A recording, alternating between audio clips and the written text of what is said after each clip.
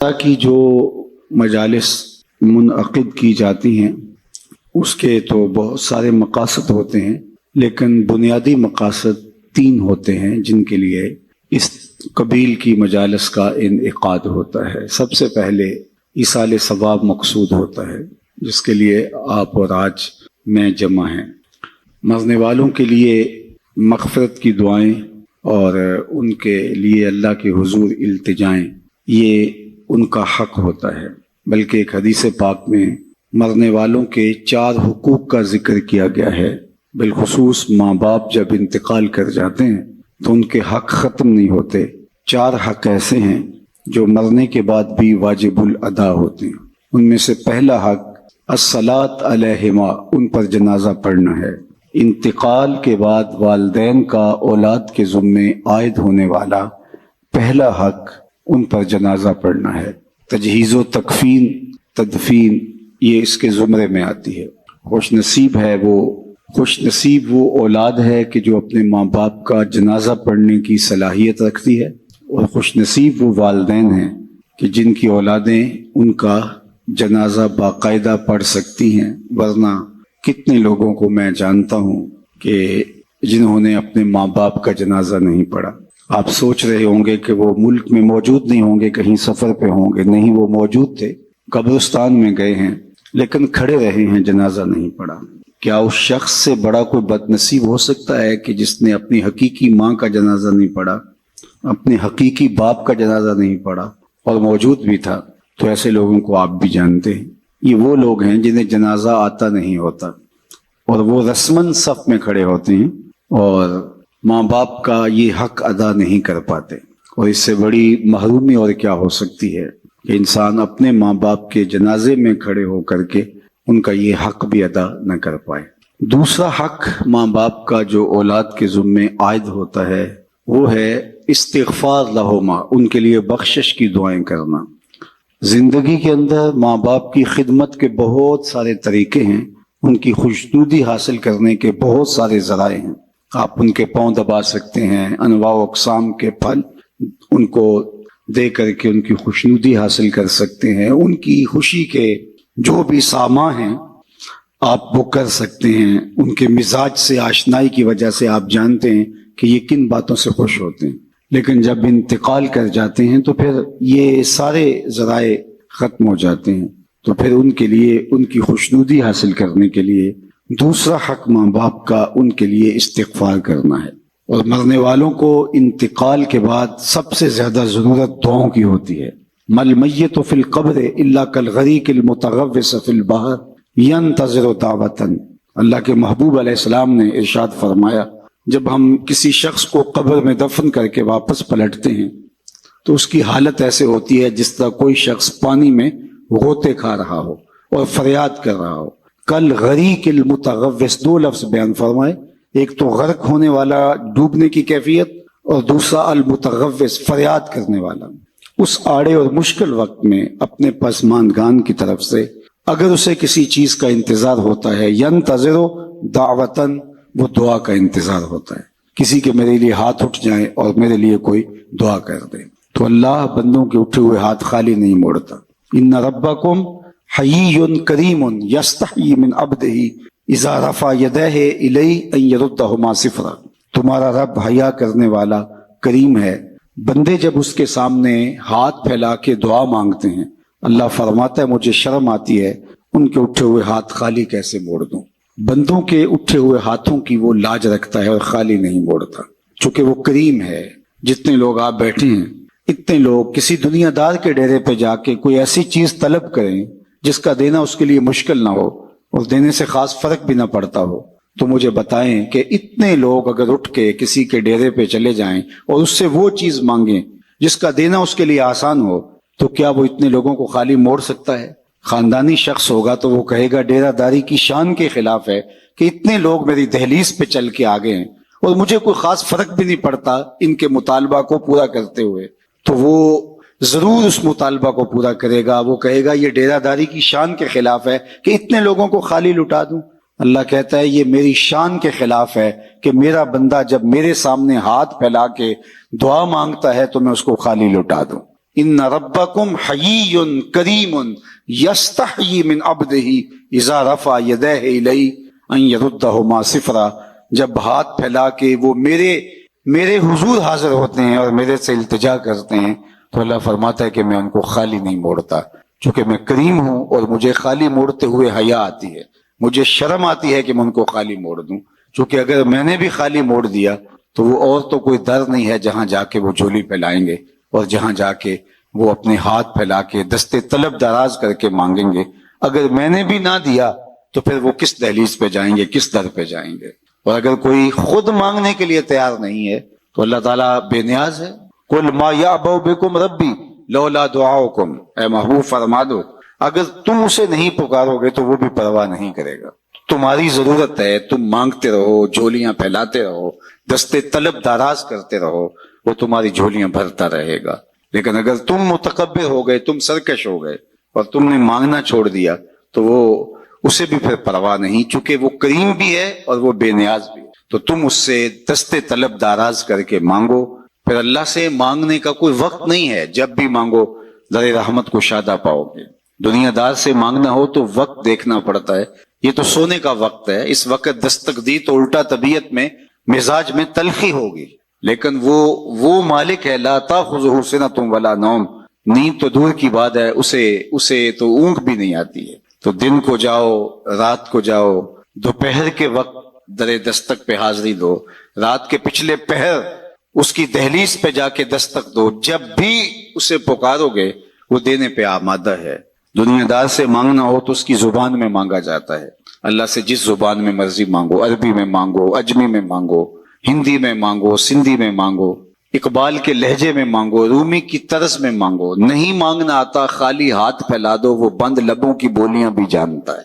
مانگو تو صحیح، دستے طلب دراز تو کرو، ہاتھ تو پھیلاؤ۔ بت کے سامنے ہاتھ جوڑ کے زلیخا کہہ رہی تھی یا صنمی یا صنمی، اے میرے بت مجھے بچھڑا ہوا یوسف ملا دے۔ پتھر کا مادو بلا اس کی فریاد کیا سنتا، لیکن اس کا اعتقاد تھا، وہ سر شام بت کے آگے بیٹھ جاتی اور یوسف کے ملنے کی التجائیں کرتی، یا صنمی یا صنمی۔ عمر بیت گئی، نہ اس کا جذبہ کم پڑتا ہے اور نہ یوسف مل رہے ہیں۔ ایک دن رات کا پچھلا پہر تھا اور بت کے آگے ہاتھ جوڑے کھڑی تھی اور یا صنمی کا وظیفہ پڑھ رہی تھی کہ اچانک نیند کا جھٹکا آ گیا، زباں بل کھا گئی۔ یا صنمی پکارتے پکارتے کہنے لگی یا سمادی۔ آواز آئی جبریل یوسف کے گھوڑے کا رخ موڑ دے، بچھڑی ہوئی کو یوسف ملا دے۔ یا اللہ تجھے تو نہیں پکار رہی ہے، تو بت کو پکار رہی ہے، زباں بل کھا گئی ہے۔ یا صنمی کی بجائے یا سمادی کے لفظ زباں پہ آ گئے۔ کہا جبریل جیسے بھی اس کے لبوں پہ میرا نام تو آیا ہے، اگر میں نے بھی نہ دیا میرے اور بت میں فرق کیا ہوا؟ کوئی پکارے تو صحیح، کوئی دستے طلب دراز تو کرے، کوئی مانگے تو صحیح، ہاتھ تو پھیلائے اس کی چوکھٹ پہ۔ وہ کریم ہے، 70 پیار کرنے والا ہے، تو اگر اس کی دہلیز پہ مانگیں تو وہ بندوں کی طلب سے سوا دیتا ہے، ضرورت سے زیادہ عطا کرتا ہے۔ تو پہلا مقصد اس کے حضور بخشش و غفران طلب کرنا ہے، اللہ کے حضور عرض کرنا ہے کہ مالک غفران و رحمت کے پردوں میں ہماری ماں کو ڈھانپ لے۔ یہ پہلا مقصد ہے آج کے اس اجتماع کے انعقاد کا۔ اور یہ بات ذہن میں رکھیں، جس طرح ماں باپ کی دعائیں اولاد کے حق میں قبول ہوتی ہیں، اس طرح اولاد کی دعائیں بھی ماں باپ کے حق میں قبول ہوتی ہیں۔ جب ماں باپ کے لیے اولاد دعا مانگتی ہے تو وہ خلوص ہوتا ہے اس دعا کے اندر۔ میں نے کتب تصوف میں پڑھا اور ایک حدیث اس کی تائید میں بھی مل گئی، جس شخص نے روزانہ معمول بنا لیا کہ اپنے ماں باپ کے لیے اہتمام سے دعا کرتا ہے، ساری زندگی اس کے رزق میں بے برکتی نہیں آ سکتی۔ یہ آسان سا نسخہ ہے، ماں باپ زندہ ہیں تب بھی، ماں باپ انتقال کر گئے ہیں تب بھی، روزانہ ایک وقت متعین کر لیں اور خاص طور پہ ان کے لیے دعا کریں۔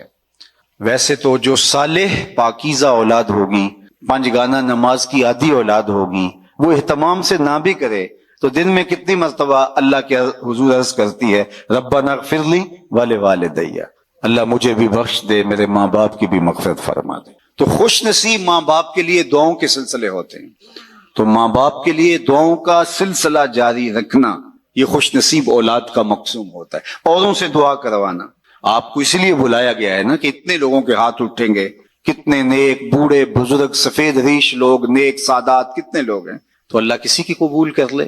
تو اوروں سے دعا کروانا، حضرت ابو ہریرہ رضی اللہ تعالیٰ عنہ کہا کرتے تھے اللہم اغفر لابی ہریرہ ولأمی ولمن استغفر لہما، اے اللہ ابو ہریرہ کو بخش دے، ابو ہریرہ کی ماں کو بخش دے، اور جو ہم دونوں کے لیے بخشش کی دعا کرے اسے بھی بخش دے۔ حضرت محمد بن سیرین جلیل القدر تابعی ہیں، وہ جب بھی کبھی زندگی میں دعا مانگتے تھے تو یہ دعا ضرور ساتھ مانگتے، اللہ ابو ہریرہ اور ان کی ماں کی مغفرت فرما۔ تو کسی نے ان کو کہا کہ آپ کو کوئی خاص ہمدردی ہے، کوئی تعلق خاص ہے ان کے ساتھ؟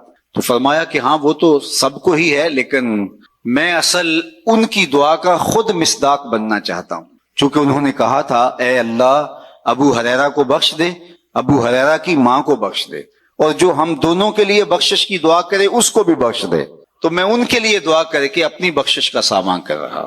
تو اپنے ماں باپ کے لیے دعاؤں کے سلسلے کو کبھی بھی ٹوٹنے نہیں دینا چاہیے۔ والدین کے لیے کثرت سے دعا، اللہ اکبر، یہ اپنے باطن کی بہتری کا ذریعہ بنتی ہے اور رزق میں اضافے کا سبب بنتی ہے، اور خوش نصیب اولاد ماں باپ کے لیے دعا کو کبھی بھی ترک نہیں کرتے، اور لوگوں سے بھی کہتے ہیں کہ میرے ماں باپ کے لیے مغفرت کی دعا کریں۔ حضرت ابو ہریرہ فرمایا کرتے تھے کوئی ہے جو مسجد اشار میں 2 رکعت پڑھے اور میری ماں کی مغفرت کی دعا کرے؟ تو غفران و بخشش کی دعاؤں کا سلسلہ یہ پہلا مقصد ہے آج کے اس اجتماع کا اور اس قبیل کے منعقدہ اجتماعات کا۔ دوسرا مقصد پسماندگان سے اظہار تعزیت کرنا ہے۔ گھر بیٹھے بھی ہم دعا کر سکتے تھے، لیکن یہاں آ کے دعا کرنے کا مقصد مرحوم کے یا مرحومہ کے پسماندگان سے اظہار محبت ہے، جس کے لیے ہم یہاں آتے ہیں اور دعا کرتے ہیں۔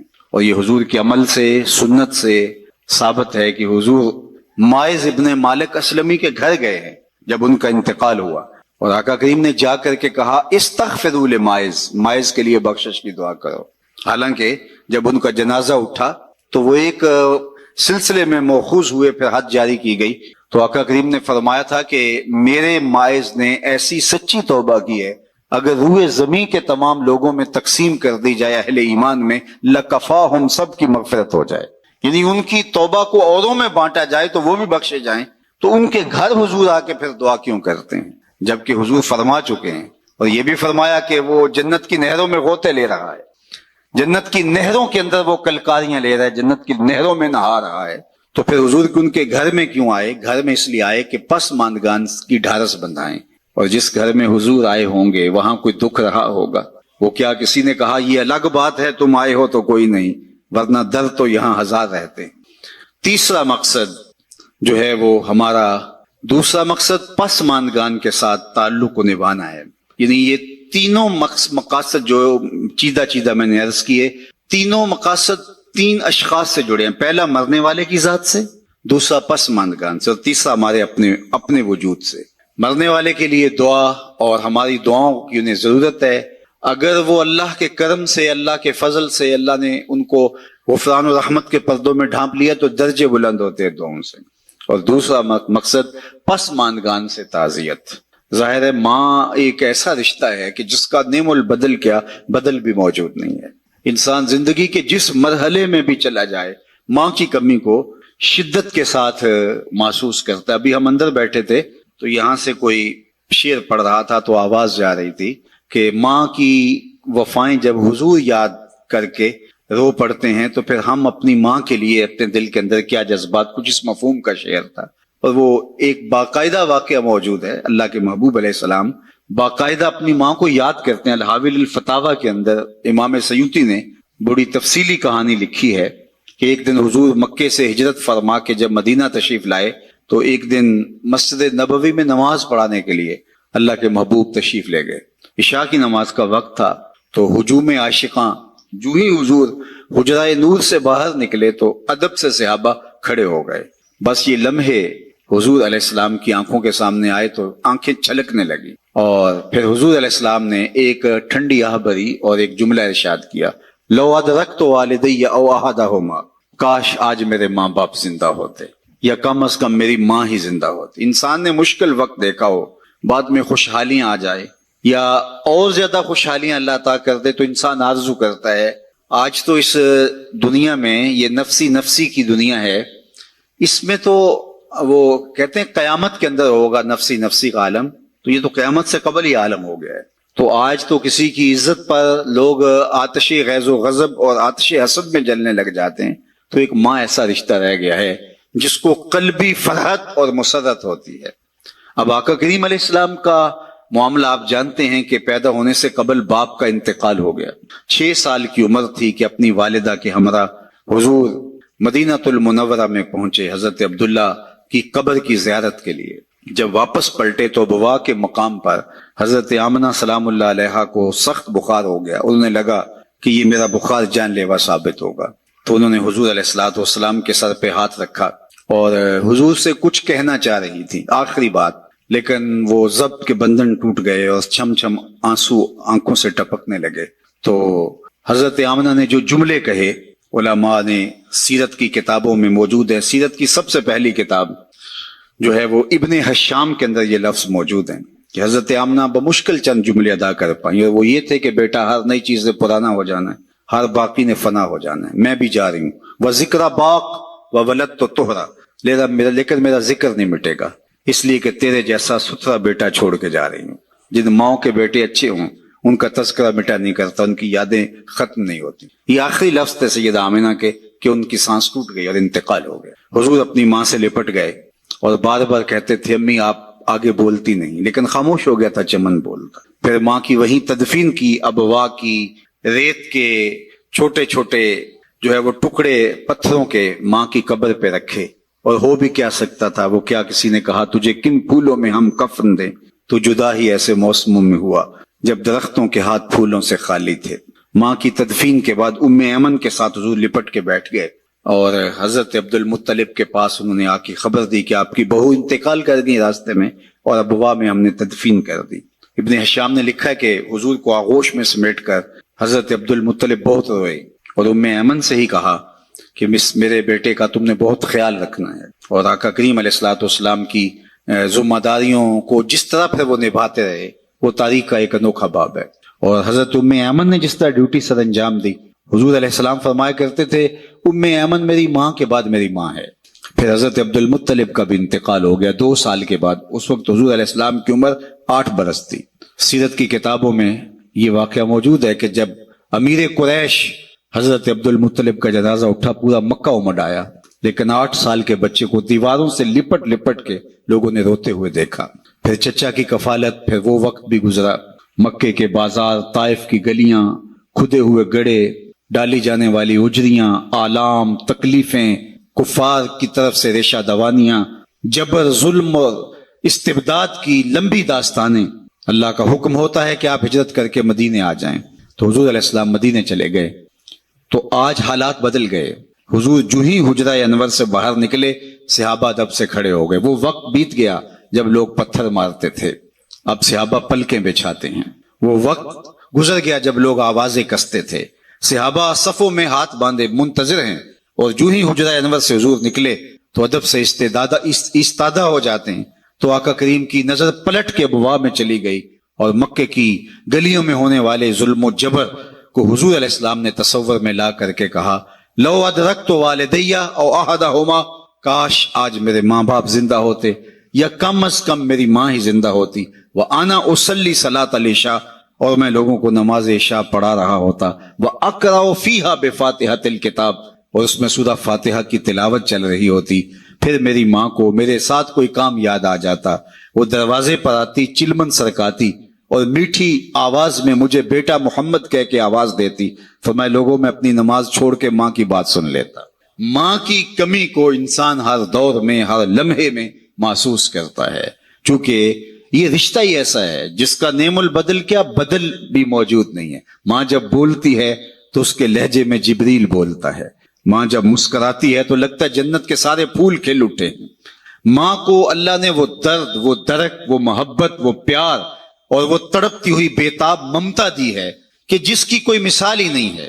ایک شاعر ہوا تابش، اس نے ماں کے پیار کو کتنے خوبصورت پیرائے میں بیان کیا۔ ایک مدت سے میری ماں نہیں سوئی تابش، میں نے ایک بار کہا تھا مجھے ڈر لگتا ہے، کہا بچپن میں میرے منہ سے نکلا تھا امی مجھے رات کو ڈر لگتا ہے، کہتا ہے بوڑھا ہو گیا ہوں لیکن میری ماں اب بھی میرے بستر پہ پھونکے مار کے سوتی ہے کہ میرے بیٹے کو کہیں ڈر نہ لگ رہا ہو۔ اللہ اکبر۔ ہمارے ایک بہت بڑے ادیب گزرے ہیں، ان کی والدہ انتقال کر گئیں، تو انہوں نے ایک کالم لکھا تھا اس زمانے میں کہ ان پڑھ اور بوڑھی ماں کی یاد میں۔ وہ کہتے تھے کہ میری ماں پڑھی لکھی نہیں تھی، لیکن میری یونیورسٹی وہی تھی، میرا کالج وہی تھا۔ اور پھر کہتے ہیں کہ اونچی مسندوں کے اوپر بیٹھنے کا وہ لطف کہاں جو ماں کے قدموں میں بیٹھنے کا سرور ہے، عالی نصب ہوٹلوں میں کھانا کھانے کا لطف کہاں جو چولہے پر بیٹھ کے ماں کے ہاتھوں سے پکی ہوئی چپاتیاں کھانے میں ملتا ہے۔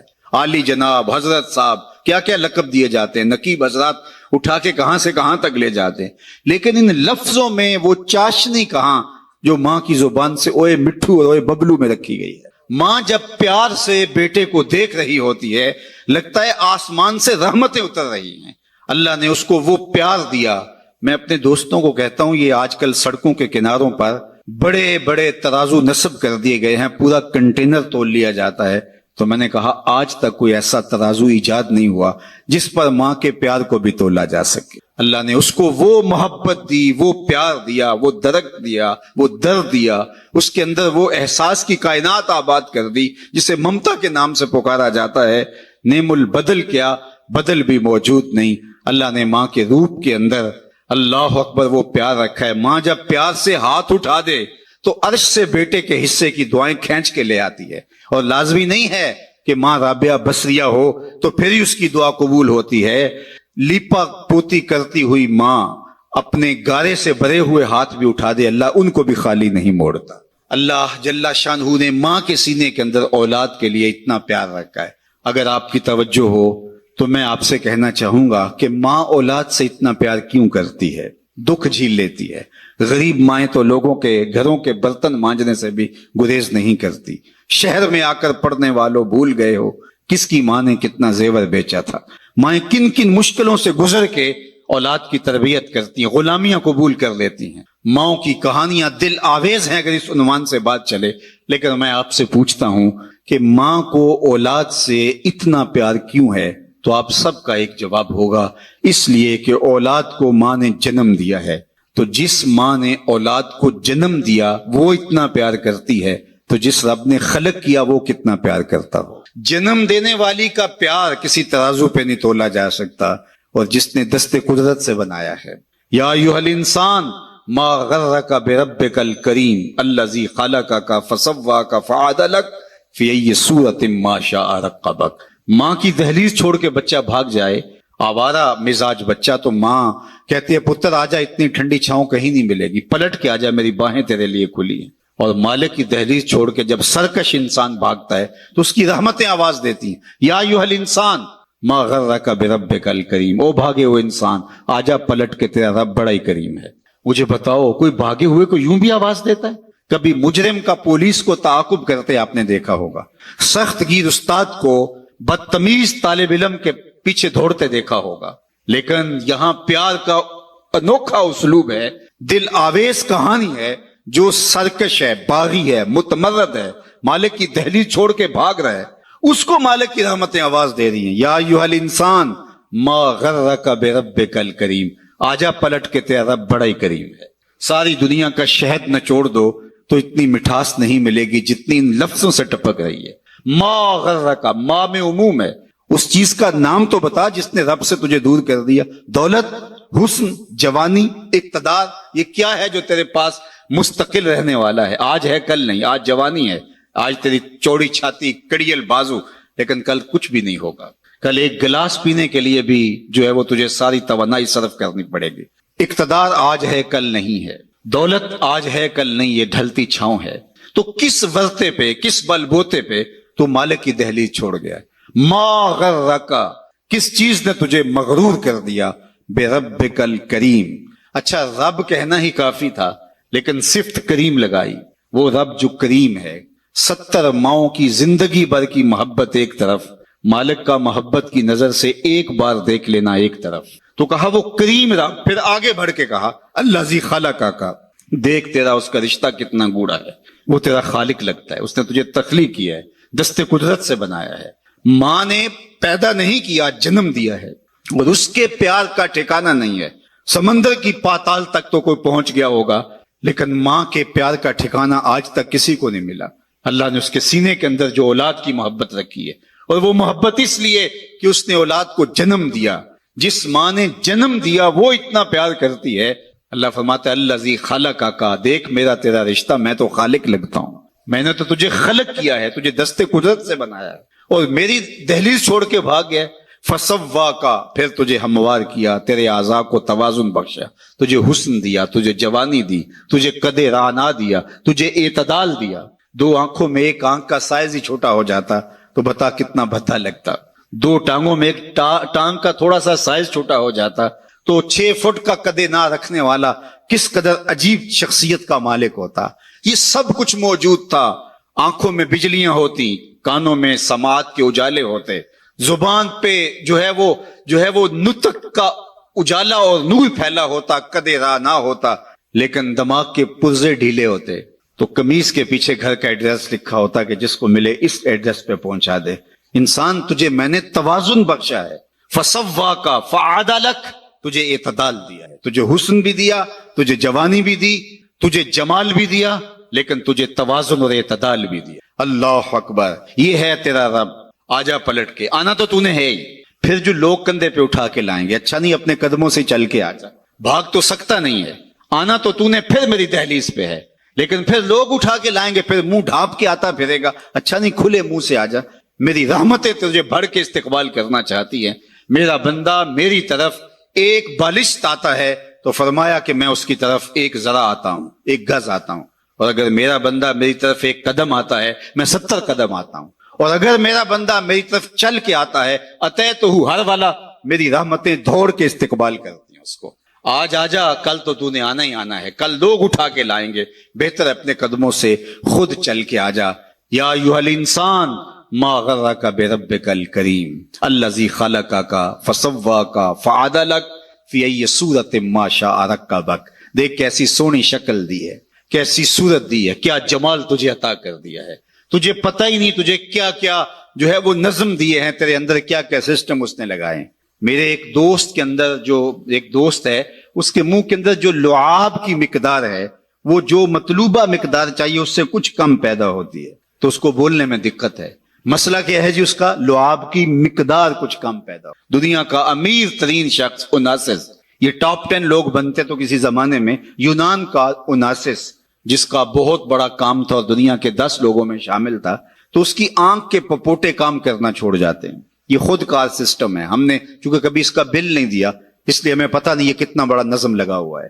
ادھر سے تنکا اڑا، ادھر سے آنکھ بند ہو گئی. یہ خود کار نظام ہے اللہ نے جو رکھا ہوا ہے. تو اس کے پپوٹے کام کرنا چھوڑ جاتے ہیں. ڈاکٹر سلوشن ٹیپ لگا کے اس کی آنکھیں بند کرتا تو وہ سو جاتا ہے، اور پھر جب اس نے آنکھ کھولنی ہوتی ہے تو سلوشن ٹیپ لگا کے آنکھیں کھولتا ہے. تو کسی نے اوناسس سے پوچھا کہ تیری زندگی کی سب سے بڑی خواہش؟ اس نے کہا کاش میں اپنی آنکھیں اپنی مرضی سے کھول سکوں. تو کہا اس کے لیے تجھے دولت لگانی پڑے تو کتنی دولت جھونک سکتا ہے؟ اس نے کہا ساری دولت لگا دوں گا، کاش کہ میں اپنی آنکھیں تو اپنی مرضی سے کھول سکوں. ہم تو اپنی آنکھیں اپنی مرضی سے کھولتے. ہمارے اندر تنفس کا نظام ہے، انہضام کا سسٹم ہے، عضلاتی نظام ہے، اتنی کائنات ہے. ہم نے کبھی تفکر و تدبر بھی نہیں کیا ہمارے مالک نے ہمیں کیا کیا دیا ہے. تو کہا کہ تجھے توازن دیا، تجھے اعتدال دیا، تجھے حسن دیا، تجھے شکل دی. بلکہ ایک آگے چل کے ایک دوسرے مقام پہ قرآن کہ ثم اماتہ فاقبرہ، اللہ تعالیٰ نے اس کو بھی بطور نعمت گنوایا کہ میرا شکر مان کہ میں نے تجھے موت دی. اگر تجھے موت ہی نہ دیتا بتا کیا کرتا؟ بڑھاپا آ گیا تھا، ارذ العمر آ گئی تھی، اڑ جاتا. اب وہی بچپن پلٹ کے دوبارہ بڑھاپے میں آ گیا. وَمَن نُعَمِّرْهُ نُنَكِّسُ فِي الْخَلْقِ، سورہ یاسین. ہم جب لمبی عمر دیتے ہیں تو پلٹ کے پھر وہ بچپنا لے آتے ہیں. دانت گر گئے، پھر سخت چیز میدے میں اتار نہیں سکتا، میدا کمزور ہو گیا، بولو براز پھر چارپائی کے اوپر، مشکل بن گئی، زندگی سے تنگ آ گیا. بچپنے میں بولو براز سب کو چارپائی کے اوپر ہوتا تھا تو ماں کے سینے میں ممتا رکھی ہوئی تھی، تو ماں اس ممتا کے تحت کبھی شکایت نہیں کرتی تھی. بیٹا معذور بھی ہو تو ماں کی زبان سے کبھی نہیں سنیں گے کہ اللہ میرے بیٹے کو پردہ دے دے، اور نہ ماں کے سامنے یہ بولنے کی کوئی جرت کر سکتا ہے. لیکن جب والدین بوڑھے ہو جاتے ہیں اور ڈاکٹر بھی جواب دے دیتے ہیں اور چارپائی پہ بولو براز مشقت بن جاتی ہے، تو اولاد پھر یہ تو ضرور کہتی ہے کہ دعا کرو اللہ ماں باپ کو پردہ دے دے، لیکن ماں باپ نے کبھی پردہ نہیں مانگا تھا اولاد کے لیے، چاہے جتنی بھی اذیت میں ہو۔ اللہ اکبر، وہ مشکل وقت آ گئی، یہ ارذل عمر ہے، پھر پلٹ کے بچپنا آ گیا، ایک گلاس پانی کے مانگنے کے لیے پوری توانائیاں صرف کرنی پڑتی ہیں، پھر آواز نکلتی ہے، پھر آنکھیں انتظار کرتی ہیں کوئی 2 گھونٹ پانی لے آئے، پھر وہ پانی پیش کرتا ہے تو پھر پوری ہمت لگا کے اس پانی کو جو ہے وہ حلق سے نیچے اتارنا پڑتا ہے، کتنی مرتبہ سانسیں لینی پڑتی ہیں۔ اب گھر والے تنگ آ گئے، بابے کو اندر سے باہر برآمدے میں ڈال دیا کہ بچہ بابا کھانستا ہے اور بچے ڈسٹرب ہوتے ہیں، امتحان سر پہ ہیں، نوکر مقرر کر دیا۔ اب اتنی مشکل بن گئی کہ وہ کہتا ہے یا اللہ مجھے موت ہی دے دے۔ اللہ فرماتا ہے ثم اماتہ، ہمارا شکر مان کہ ہم نے تجھے موت دی، اگر اس مرحلے میں ہم تجھے موت بھی نہ دیتے بتا کیا کرتا۔ پھنس گیا تھا نا، گھر والے بھی تنگ آ گئے، ان کے چہروں سے بیزاری کو تو محسوس کر لیتا۔ اب اس وقت اگر ہم تجھے موت نہ دیتے، سارے پیار اور ساری محبت کے باوجود تو کتنی مصیبت میں پھنس گیا تھا۔ اللہ کہتا ہے ثم اماتہ، شکر مان میرا کہ میں نے تجھے موت عطا کی۔ پھر آگے کیا فرمایا؟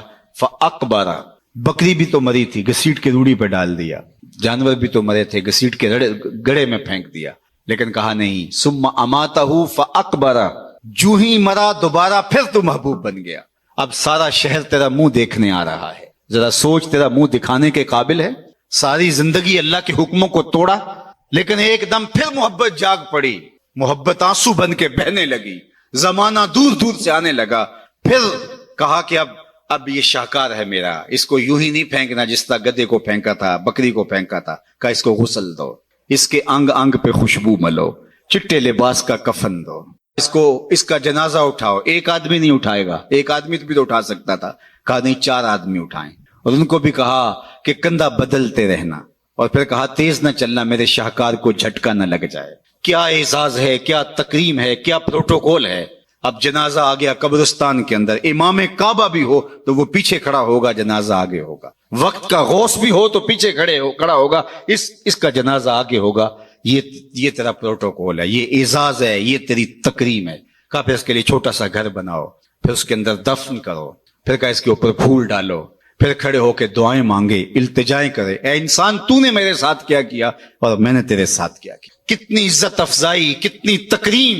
ثم اماتہ فاقبر، تو آپ پلٹ کے اپنے مالک کی دہلیز پہ آ جا، وہ نہ ہو کہ کل پچھتائے، لیکن کل کا پچھتانا سوائے حسرت بڑھانے کے علاوہ اور کچھ نہیں ہوگا۔ آج کا پچھتاوا کل کی بہتری کا ضامن ہو سکتا ہے۔ وقت پر کافی ہے ایک قطرہ بھی آب خوش ہنگام کا، جل گیا جب کھیت برسا می تو پھر کس کام کا۔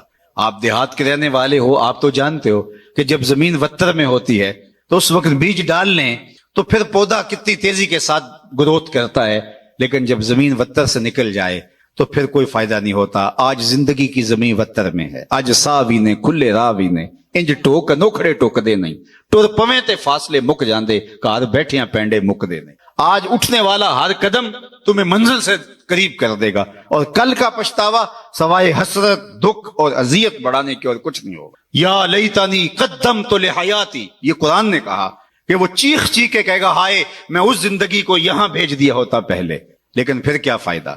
بلکہ میں نے تو پڑھا ہے کہ قیامت کے دن نیکوکار بھی پچھتائیں گے۔ بدکاروں کا پچھتانا تو سمجھ میں آتا ہے، نیکوکار کیوں پچھتائیں گے؟ جب اپنے اچھے اعمال کی جزا دیکھیں گے تو وہ پچھتائیں گے، جو چند لمحے ضائع کر دیے وہ بھی کیوں ضائع کر دیے، وہ بھی اس کی یاد میں، اس کے ذکر میں، اس کی محبت میں گزار دی۔ تو آج وقت ہے، آج فرصت ہے، آج لے ان کی پناہ، آج مدد مانگ ان سے۔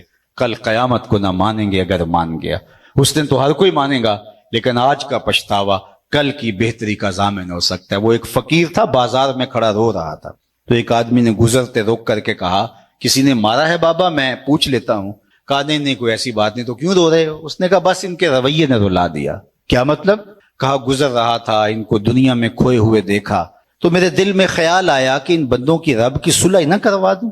تو اس نے حیرت سے پوچھا پھر کیا ہوا؟ کہا میں نے اس سے بات کی، اس نے کہا لے آ میری تہلیز پہ، میری چوکھٹ پہ، ایک آنسو سے سارے گناہ دھو ڈالوں گا۔ میں بڑا خوش ہوا، میں ان سے بات کی، یہ الٹا میرا مذاق اڑا۔ جا بابا کام کر، کہاں سے آ گیا ہے تجھے کیا پتا یہ دنیا اور دنیا داری اور دنیا کے معاملے، یہ کاروبار حیات، جا موج کر۔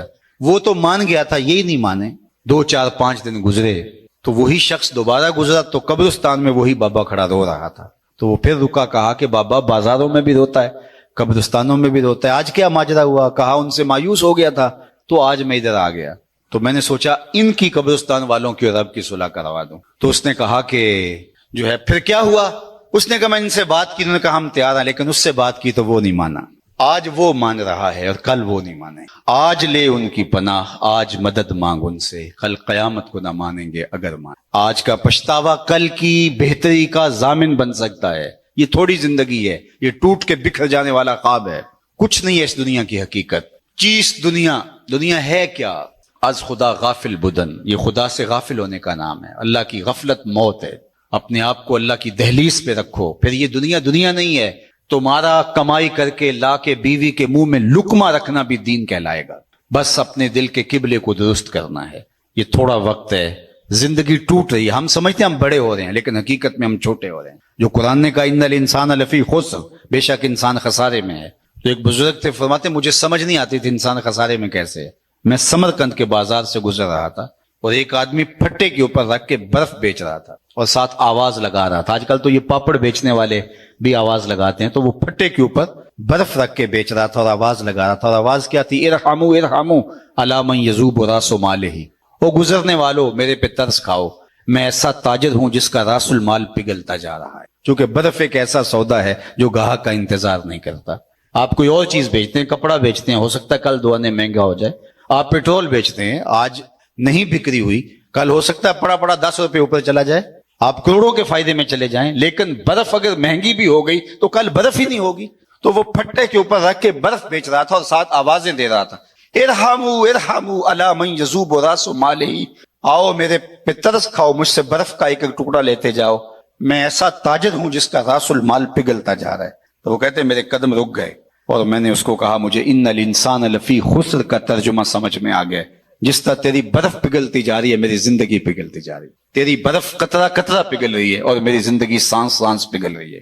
اور اگر تو اس برف کو ابھی بیچ لے تو اس کے بدلے میں درہم, دینار, غلہ, پارچہ جات کچھ لے لے تو تجھے 4 آنے بچ جائیں گے, اور میں ان سانسوں کے بدلے درود پڑھ لوں, ان سانسوں کے بدلے قیام کر لوں, کسی دکھی کے سر پہ ہاتھ رکھ دوں, کسی ضرورت مند کے کام آ جاؤں, سجدہ کر لوں ان سانسوں کے بدلے, تو یہ میری سانسیں کام آ جائیں گی. ورنہ تو سو کے بھی گزر جائیں گی, آوارگی میں بھی گزر جائیں گی. تو یہ سانسوں کی گنتی, سید علی المرتضیٰ رضی اللہ تعالیٰ عنہ فرماتے ہیں یہ موت کی طرف اٹھتے ہوئے قدم ہے تمہارے سانس. کبھی آپ اشارے پہ رکے ہوں تو وہاں گنتی الٹی چل رہی ہوتی ہے, 60 سے 50 سے 20 سے نیچے آ رہی ہوتی ہے. گنتی جب الٹی چلتی ہے تو بہت جلد 0 پہ آ جاتی ہے, اور جب 0 پہ آ جاتی ہے تو پھر رکا نہیں جاتا. اللہ اکبر, یہ 60 سے 70 سے 50 سے یہ ماہ و سال کی گنتی الٹی چل رہی ہے. ہم سمجھتے ہیں ہم بڑے ہو رہے ہیں لیکن چھوٹے ہو رہے ہیں. اور جب 0 پہ آئے تو اسی کا نام تو موت ہے. پھر کوئی روک نہیں پائے گا, کوئی طاقت نہیں ہے کہ اس کو روک سکے. تم بروج مشیدہ مضبوط قلعوں میں بھی چلے جاؤ تو وہاں بھی تمہیں موت اچک لے گی آ کے. اس سے رستگارا نہیں, اس سے چھٹکارا نہیں. اقبال نے کہا تھا موت ہے ہنگامہ آرا کل زمے خاموش میں, ڈوب جاتے ہیں سفینے موج کی آغوش میں. موت تمہیں پکڑ لیتی ہے, لوگ موت تمہیں مضبوط جو ہے وہ قلعوں کے اندر بھی اچک کے لے جاتی ہے. ایک مفکر نے کہا تھا کہ اگر موت سے چھٹکارا ممکن ہوتا تو میں اپنی ماں کو نہ مرنے دیتا. میں جو ہے وہ اپنی ماں کو نہ مرنے دیتا, میرا سب سے بڑا جو ہے وہ عظیم رشتہ تھا اگر موت سے بچانا کسی کو ممکن ہوتا.